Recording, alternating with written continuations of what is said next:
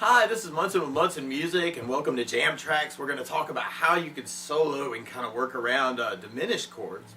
So we're going to be working off of root shapes, kind of baseball octaves for A, and then we're going to be taking that and then kind of attaching our shapes for our flat threes and then flat fives. Some nastiness in the tritone, yes.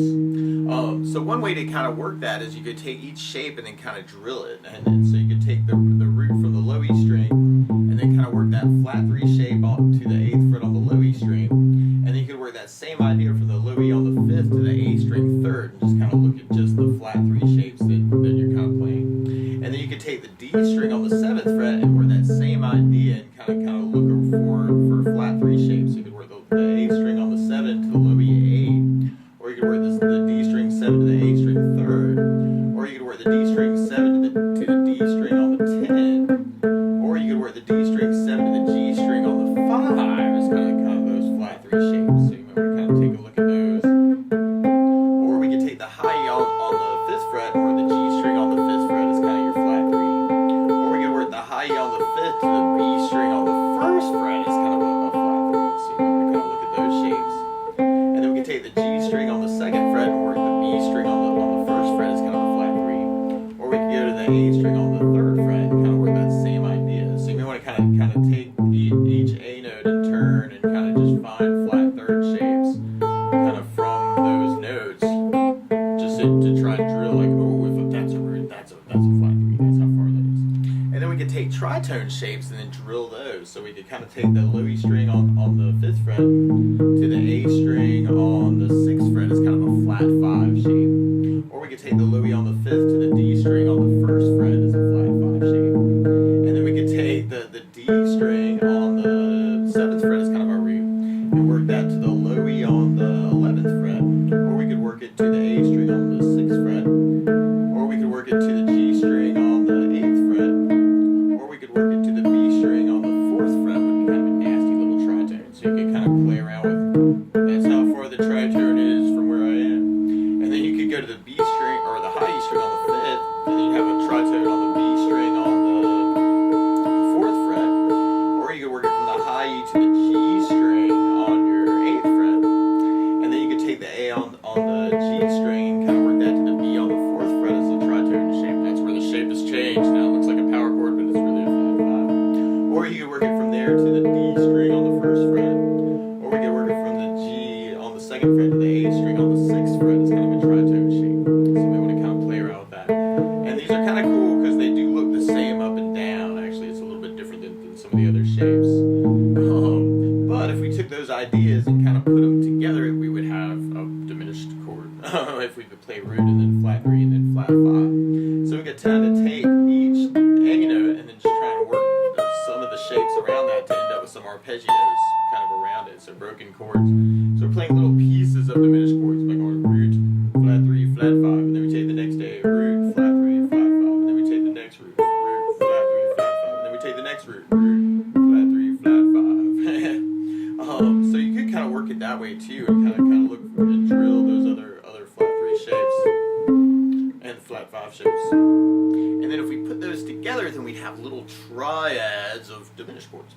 So if you played the low E string on the 5th fret, and then A string 3rd fret, D string on the 1st fret, that would be a nasty little diminished chord. I know it's a big stretch, right? But root, flat 3, flat 5.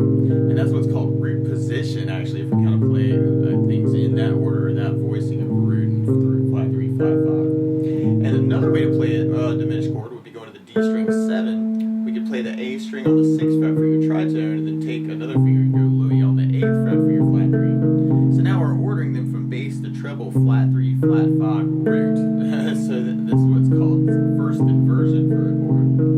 And then from there we could take the A string on the 12, do the low E string on the 11th fret for the flat 5, and then we could take the D string on the 3rd fret for your flat 3 shape. And then from there, then we kind of be repeating, kind of coming back to the low E string on the 17th fret, 15 for the flat 3, and then 13th fret for the flat 5. So you could work like little diminished chord ideas, kind of working those shapes, which could be a very, very cool and hidden thing to do. And then we could take those shapes and then look at what they look like on the next string. So we could look at the A string on the 12 for a root, and then D string on the 10 for a flat 3, and then G string on the 8th fret for a flat 5. And that would be another root position voicing. Now we're playing A and C and E flat in a different way.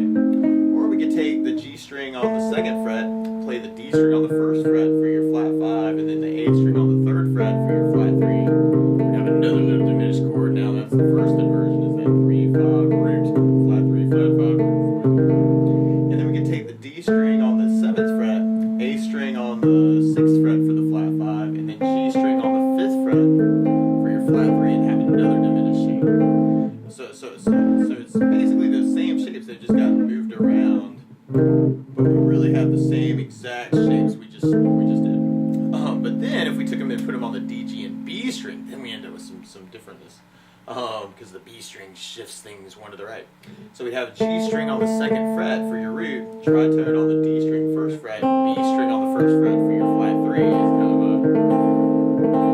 kind of a 5 root 3 voicing. Your root position would be on the D string 7 to the G string 5th fret for your flat 3, and your flat 5's on the B string on the 4th fret. So that would be a root flat 3, flat 5 voicing. And then from there we could go to the B string on the 10, flat 5 on the G string 8th fret, and then D string on the 10th fret kind of for the flat 3, and have like our first inversion.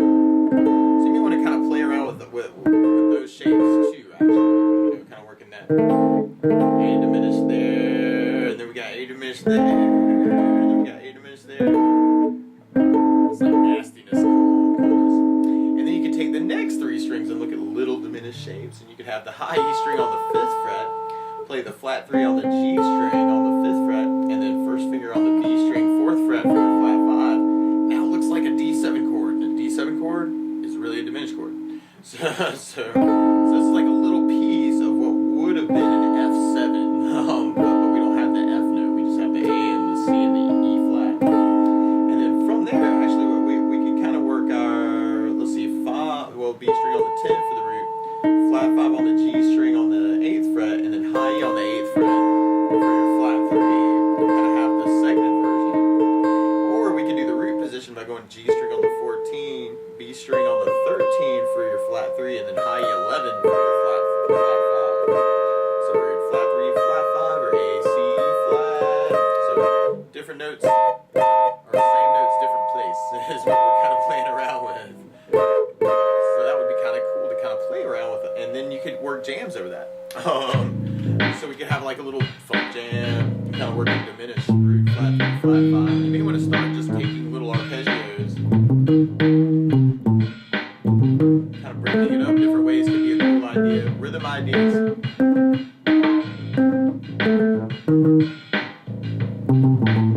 Can be a very, very cool thing to play around with too. Or hammer-ons, pull-offs. So you may want to kind of play around with like little pieces of the A diminished.